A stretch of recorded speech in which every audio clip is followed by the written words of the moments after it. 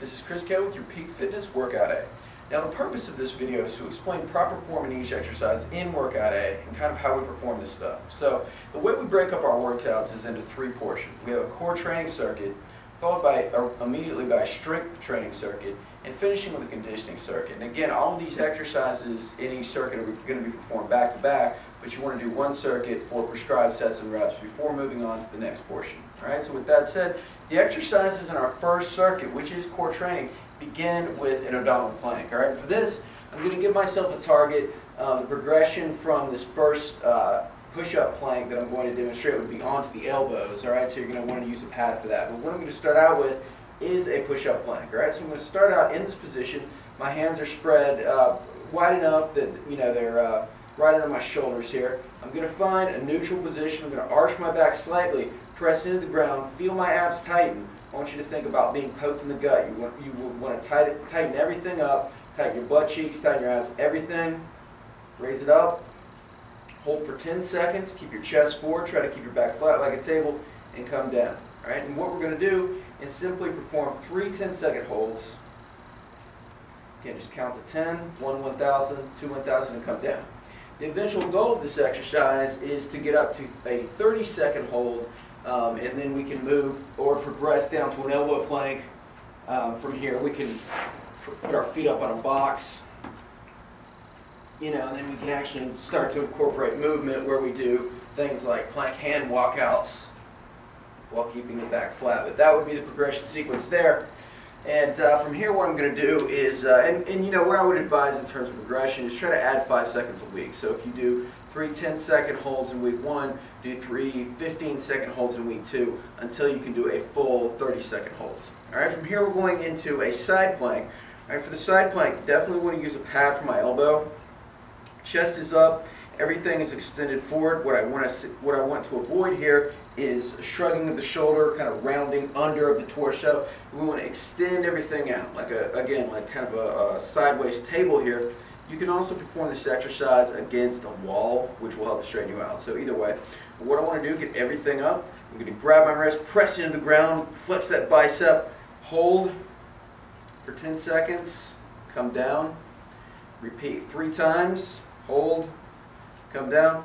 And if you need a little bit of release from your shoulder, you can simply move from here, flip over, do the other side, and do it that way. Either way is great. Okay, now from here what we would do is just straighten the legs out to progress it a little bit, and then we could also put our feet up on a box to really make it much harder. Again, some people will never make it here simply because we have shoulder issues, but that would be the eventual progression. Again, the goal is to hold that for 30 seconds.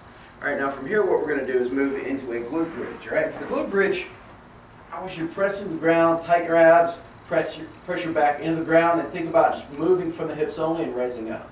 Alright, you can probably hold up to 30 seconds here initially.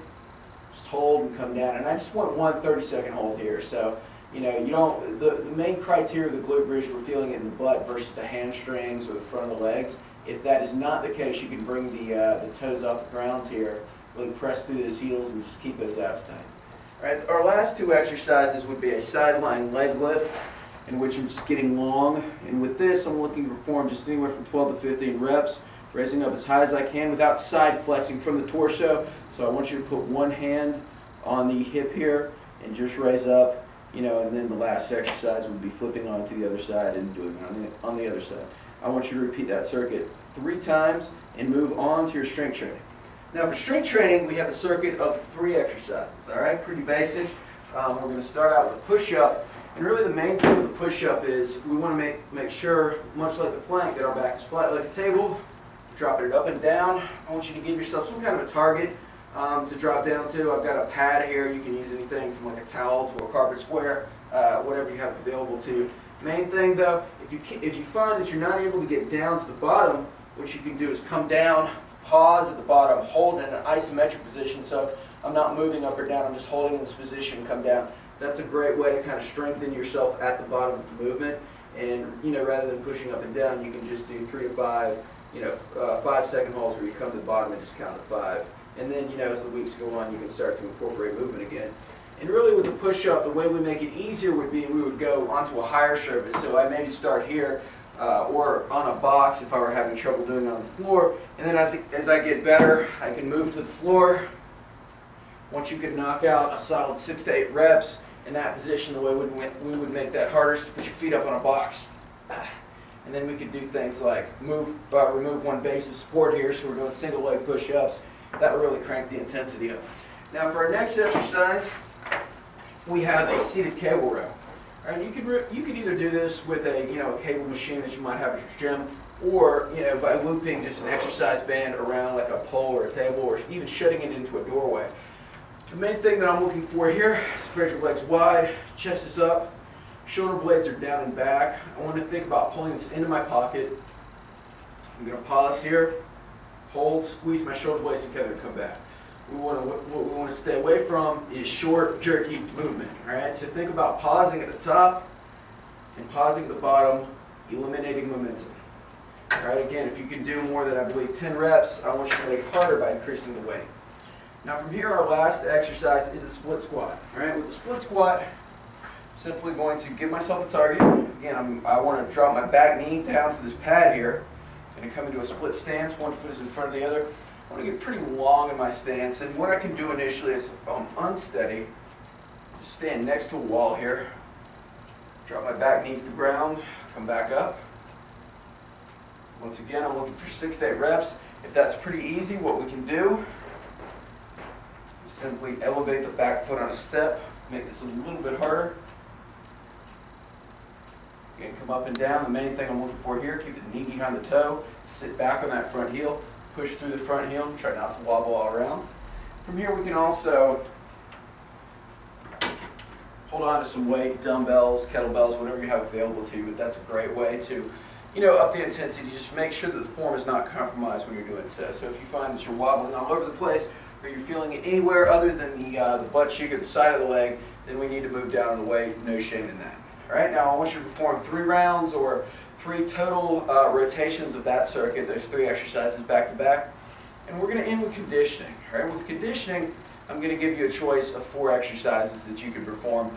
I want you to choose 1 to 2 of those exercises, perform each for 30 seconds, either back to back or just the one. Give yourself 30 seconds rest in between, and then just try to add a round per week. So if you do 3 rounds in week 1, do 4 rounds in week 2, add it up until week 4. All right, so our exercises are mountain climbers. All right, for the mountain climber, what I'm going to do is box in a little bit so you can see me here. Start push-up position. Stuck my knees to the box like I'm running. Main error that I see in the mountain climber is touching the floor. I want you to think about pulling your knee to your chest. So really jog up versus keeping it on the floor. And again, with this, we can move to a higher surface to make it a little bit easier.